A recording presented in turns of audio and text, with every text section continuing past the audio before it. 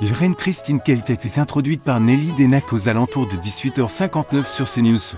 Mardi 28 mars 2023. D'accord.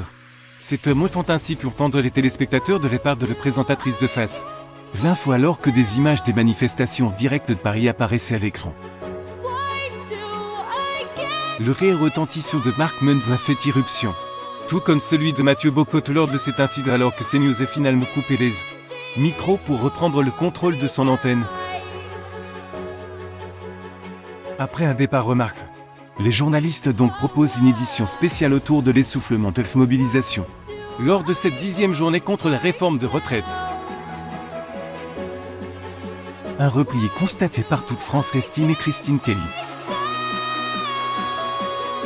Au sommaire de ce numéro inédit, les violences et les désordres dans les cortèges et les potentiels bénéfices pour Emmanuel Macron. Les mouvances sans frontières des Black Blocs et fait violence politique ces dernières années. Au cours du programme, Charlotte Dornel se détaille l'organisation financière des Black Blocs. C'est un mouvement bourgeois auquel s'est greffé les oligarques, dénoncent les journalistes.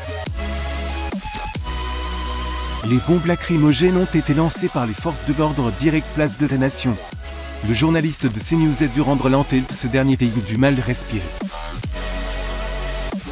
Face à l'info a été suivi par 557 Français en moyenne entre 19h et 20h05.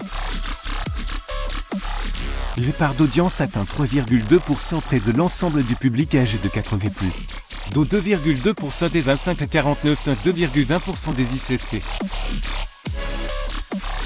Une semaine plus tôt, le rendez-vous affichait les mêmes heures 673 téléspectateurs, représentant 3,8% des 80 et plus, dont 3,6% des ICSP.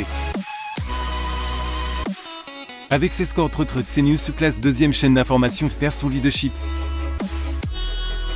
Christine Kelly est destituée au profit d'Yves Calvi sur BFM TT qui affiche 3,3% de part de marché. Entre 18h50 et 20h30 et 594 téléspectateurs.